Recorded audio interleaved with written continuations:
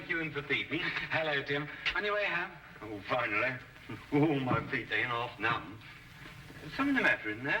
Yeah, just a light. I noticed it's been burning for a couple of days now. Wondering if I shouldn't step in and tell them about it. I reckon they must have left it burning by mistake, you know. They'll know all about it when they get their gas bill next month. Yeah, I know. Seems a shame, though, doesn't it? Still, I don't think it'll do much harm to go and ask them if they know it's on. I hope they didn't tell you to mind your own business and pack you off. Well, I'm just going to have my pint before supper. Cheerio. Cheerio, Tim.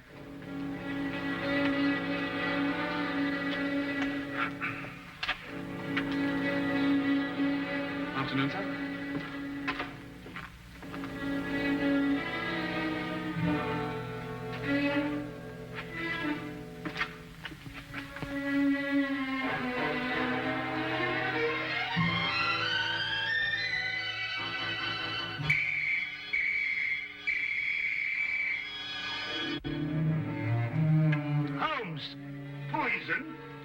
Yes, Watson, Egyptian, as a matter of fact. I'd read about it before, but I'd never worked with it.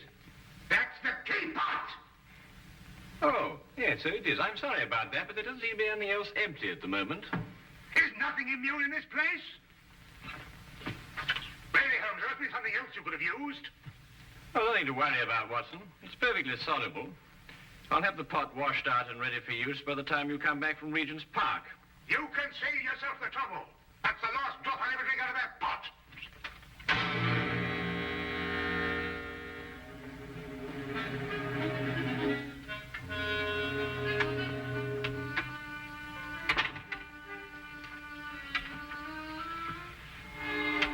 I say, Holmes, how in thunder did you know I was going to Regent's Park? Well, a simple deduction, my dear fellow. Take a look at your clothes. Oh, what's the matter with them? I might easily be going to the club in these. You're immaculate, except for those old shoes. Oh, all those. I've forgotten all about those. So I deduced that you're going to a place where you're likely to meet people, but also you're liable to scuff your shoes. The gravel paths of a public park seem to fit that perfectly.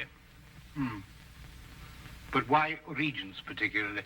We're lunching at 12:30, and since it's now nearly 11, I assume that your choice of parks is limited to the most convenient one, that being Regent's, of course. Simple deduction, really. I wonder who that can be this time of the morning. Would you care to deduce it, Watson? No, I think it'd be simpler if I just open the door.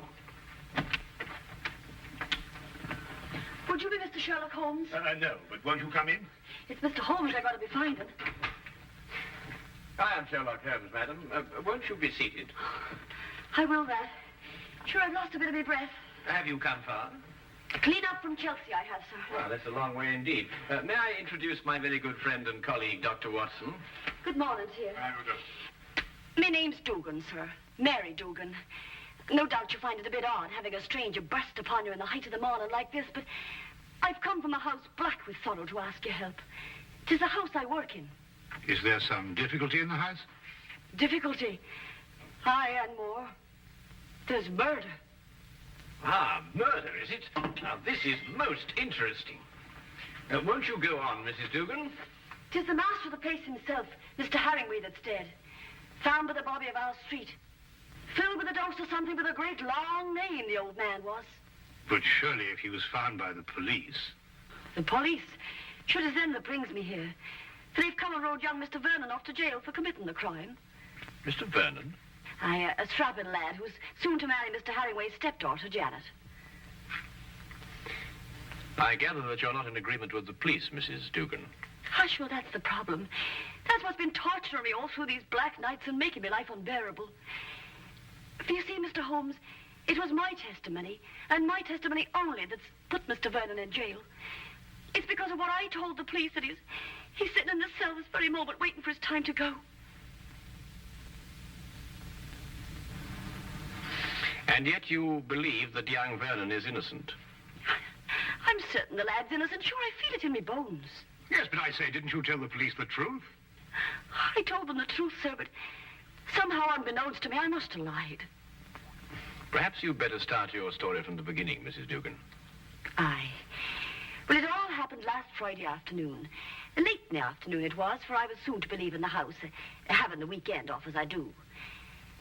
It would be about 5 o'clock when there was suddenly a great clatter upon the door.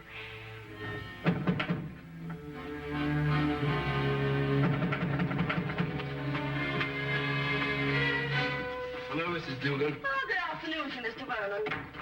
Mr. Herringway asked to see me. Is he in his usual ugly mood? Sure, you shouldn't be talking like that, Mr. Vernon. You know, it makes Miss Janet very unhappy to hear you two fighting all the time. Well, if he wasn't such a stupid old... Where is Janet? Oh, she's away to her aunt's in Manchester. She wasn't to go until tomorrow. Oh, I know nothing of that, sir. But I can swear he put her on her way this very afternoon. I doubt if her aunt's sick again. It looks like another of his tricks to keep us apart. Well, where is he? In his study. He's asked me to show you right in. Just a minute. My coat. I forgot something.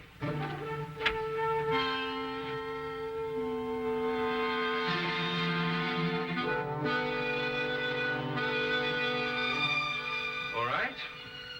Come in. Mr. Vernon, sir. Would that be all? No, Mrs. Dugan. I want you to remain.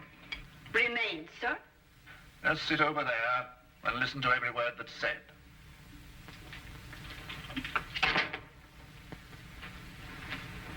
What is this? What have you got in your mind now? Young man, I have a very simple offer to make.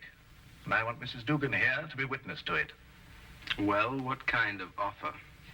I'll give you £1,000 to clear out of Janet's life. You must be out of your mind. On the contrary. Only a fool would refuse such beneficence. You disgust me. Your tastes don't interest me.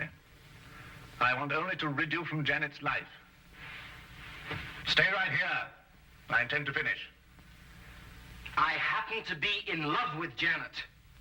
But I could hardly expect you to understand a thing like that.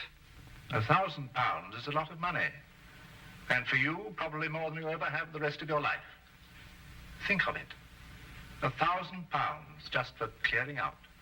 When I clear out, as you put it, I'm going to take Janet with me. I warn you, this is your only chance to gain anything. You must always win, mustn't you? Every little thing has to be your way. Even if it means destroying your daughter's happiness. I'm not interfering with her happiness. I only want to cleanse her life of a bit of trash. You may have had her under your fist all her life, but she'll break away now. No matter what you do, Janet's going to marry me.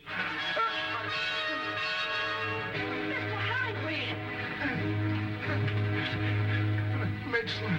My medicine in the cupboard in the next room. I'll get it. Green bottle on shelf.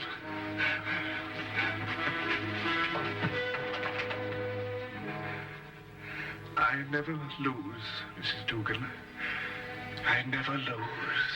Oh, hurry, Mr. Vernon, please, hurry. Coming.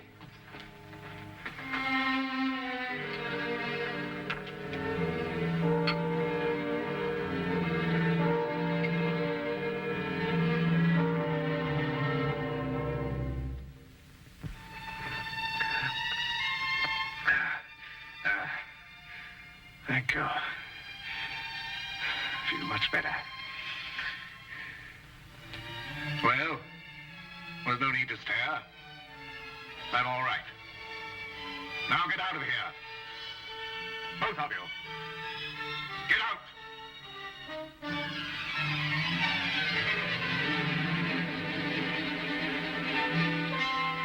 Get out.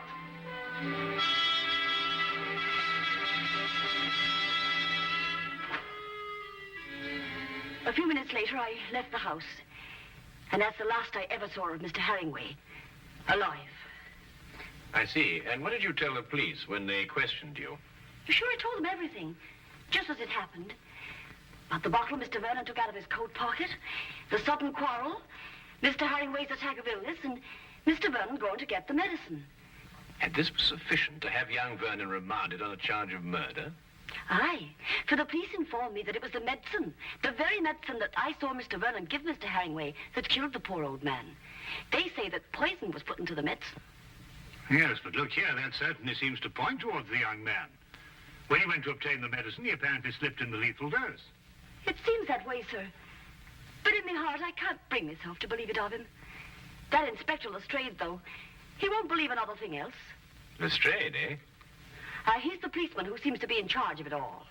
Indeed. Inspector Lestrade, you hear that, Watson? We must go round and see him. Well, if you think it'll help. Aye. And 1,000 blessings on the pair of you. I don't know what we can promise you, Mrs. Dugan.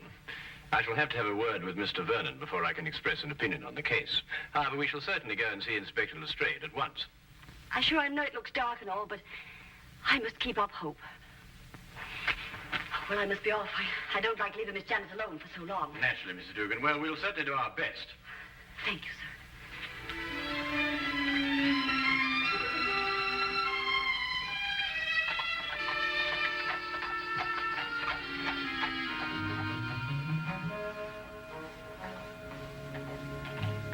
I can't see any reason for it. The man is guilty. Anything you want to know, I can tell you myself. Oh, come, Lestrade. I only want to ask the young man a few questions. It's time for my lunch. You needn't come. Now, look here, Holmes. There was a very large dose of strychnine in that medicine. The only person who could possibly have put it there was young Vernon. Or Mrs. Dugan? No, she didn't have any reason to. Besides, Vernon was a chemist. He had access to all sorts of poisons. Indeed, he was a chemist. You hear that, Watson? Young Vernon was a chemist. Yes, indeed, Holmes. Yes, I thought you'd be interested to hear that. Well, I am indeed. It is most important, and I insist upon seeing the young man immediately. We have no time to lose, Lestrade. No time to lose. All right. I don't see what you can possibly gain from this. But if you insist, you can see for yourself. His whole attitude merely supports the evidence. Well, here we are. Inspector Lestrade. Yes, sir.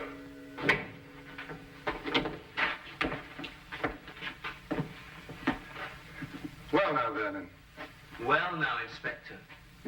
How many times a day are you going to bring me up here and subject me to your idiotic questions? I've already told you everything I know. I'm getting tired of repeating it every half hour so that it'll penetrate your dense brain. Look here, young man, that's hardly an attitude to take. You're charged with the most serious crime. Indeed, I am. And since it appears I'm to pay for it, my only regret is that I didn't have the pleasure of committing it. There's just one point. I don't know who you are, but you may as well know that I don't wish to answer any of your questions either. It appears I've talked myself to the gallows, and that should be enough. So good day to the lot of you. Good day to you, Mr. Vernon, and thank you very much. You've been most helpful.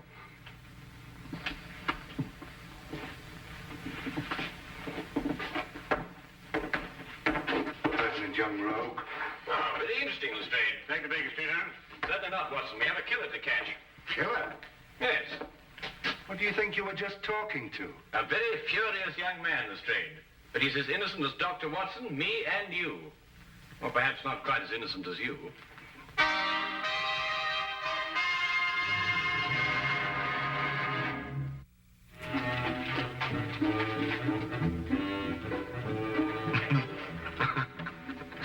What can you possibly find to be so amusing? Huh? Oh, I was thinking about Lestrade's face when that young scamp called him an idiot. Holmes, do you really believe that young man's innocent? Strychnine, Watson. Combined with the fact that young Vernon's a chemist. Tell me, how quickly does strychnine act? Oh, a matter of minutes. Half an hour at the most. Exactly. He did not know that the house would be empty when he went to visit old Mr. Herringway. He fully expected that Mrs. Dugan and Janet would be there. Right enough. Mr. Dugan indicated that. All right. Now, would a man with a wide variety of poisons to choose from choose a quick-acting drug, which offered him no chance of an alibi? Or would he be more likely to choose something a little slower, which would allow him ample time to be miles away at the time of death? Yes, I follow your reasoning, Holmes, but surely you don't accept that as conclusive. Oh, I didn't, until I spoke to young Vernon. But you didn't learn anything from him, did you? Ah, here's the mortuary. Shall we go and have a close look at the victim, Watson?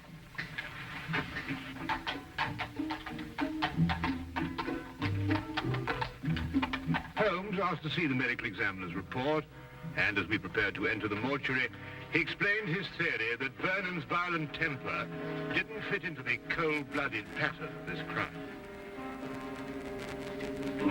A particular sort of fellow, our friend Herringway. No, why do you say that? Well, notice the well-kept hair, the neatly trimmed moustache. Mm-hmm.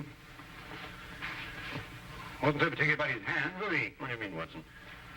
Well, look, the dirt definitely packed in under those nails, even gone into the cuticles. I say it's a bit incongruous with this perfect manicuring. Yes, especially as this hand's absolutely immaculate. Wait a minute, Watson. What? This isn't ordinary dirt. This is soil. Well, amateur gardener, perhaps. These hands never did any gardening. They display a lifelong devotion to immaculate cleanliness. And this hand obviously became dirty too near to death to be cleaned. Mr. Holmes, here's the report you asked for, sir. Oh, thank you. What are you looking at that for, Holmes? You know the cause of death was strychnine. This should interest you, Watson. Listen. The blood test indicated an extreme leukocytic state, sufficient to be diagnosed as advanced leukocythemia. Well, Mrs. Duggan said he was ill, but not to that extent. Watson, tell me, how long do you estimate Herringway would have lived had he not been given that dose of strychnine? Well, it's difficult to judge with this information, but I'd say, well, certainly under a year. And we are looking for someone who couldn't afford to wait a year. An impatient murderer. Then that fits in with Vernon's violent temperament. It appears so, Watson. It appears so.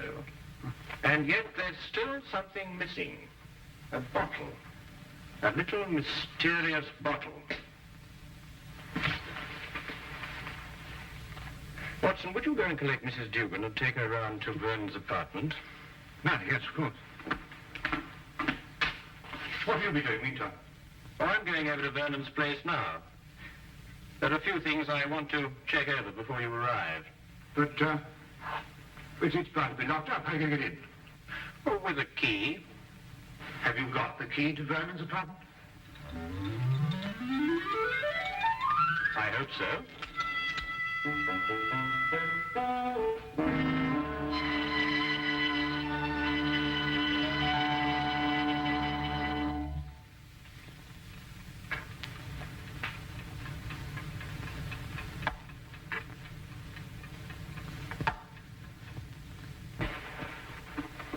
We came as quickly as we could. Thank you, Watson. Do you think it's proper bursting into a strange man's apartment like this? Well, it isn't proper in the least, Mrs. Dugan, but if we're going to help young Vernon, I'm afraid there's very little choice. What is it you want me to do? Do you believe, Mrs. Vernon, that you could identify the bottle that he took from his coat pocket on the day of the murder? Yes, I think I can. Good. Then would you mind examining these and take your choice, if any?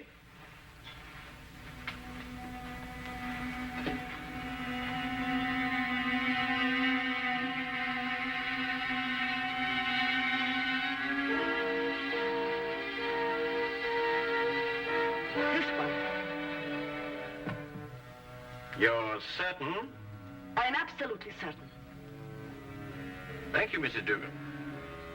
Thank you very much.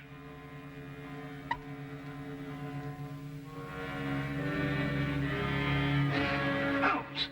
It's all right, Watson. It's quite harmless. It's oil of cloves. Oil of cloves? Mrs. Dugan, I presume that your employer was a teetotaler. Oh, he was that. There was never a drop of anything at all in the house. Hated the stuff he did. Yes, but is it important, Holmes? It's essential for young Vernon, Watson. We have now only to visit Mr. Herringway's study to forge the final link of proof against a most amazing murderer.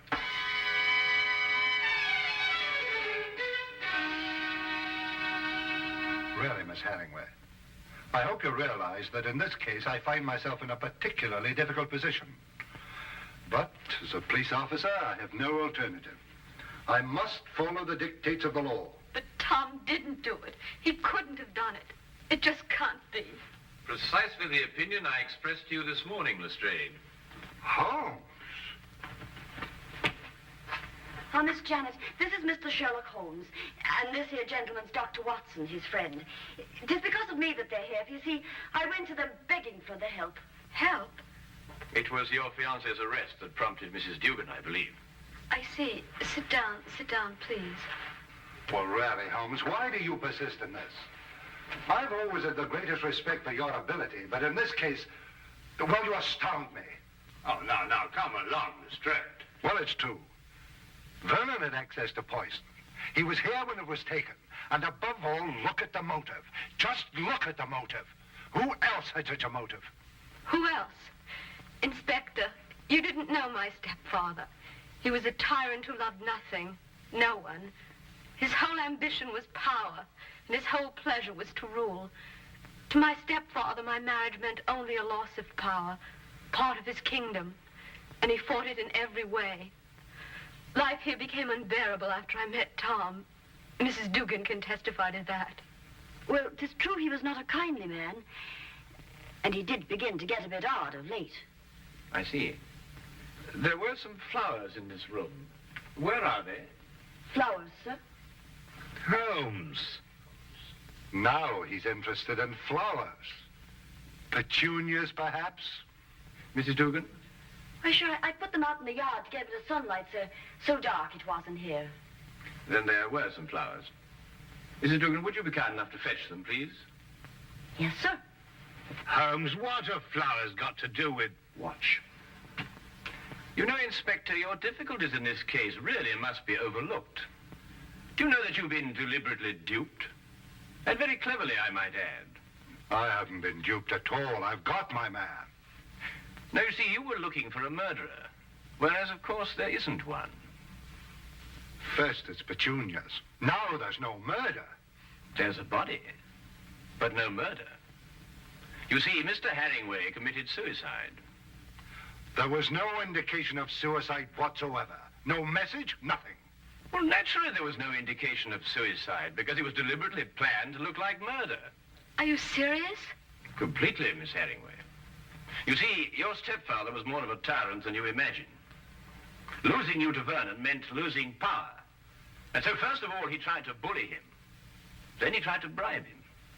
And when that failed, he tried to kill him. Mr. Herringway tried to kill Vernon? Yes, Watson. By committing suicide in such a way that Vernon would be blamed and executed for Herringway's death. The stage was set, the heart attack was feigned, and Vernon was sent to get the medicine. If Herringway took the poison himself, where did he hide the bottle? Of course, that's right. The poison acted too fast for him to dispose of the container. But he did dispose of the container, Watson. And if my theory is correct, it should be in one of the two flower pots that Mrs. Dugan is holding.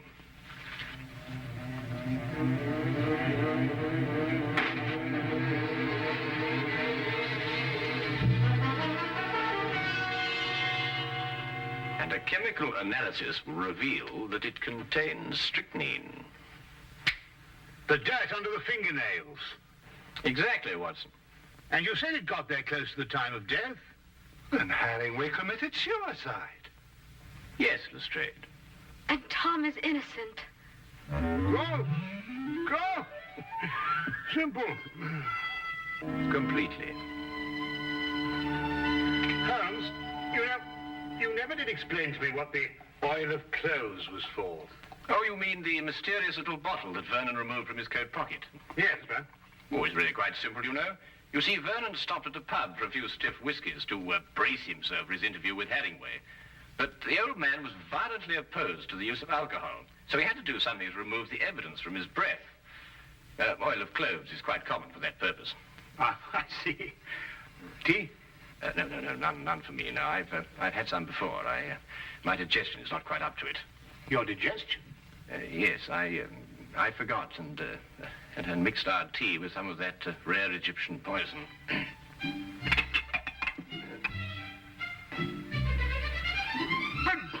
But confound it, man, the tea's ruined. Well, fair enough, old man, but so's my poison.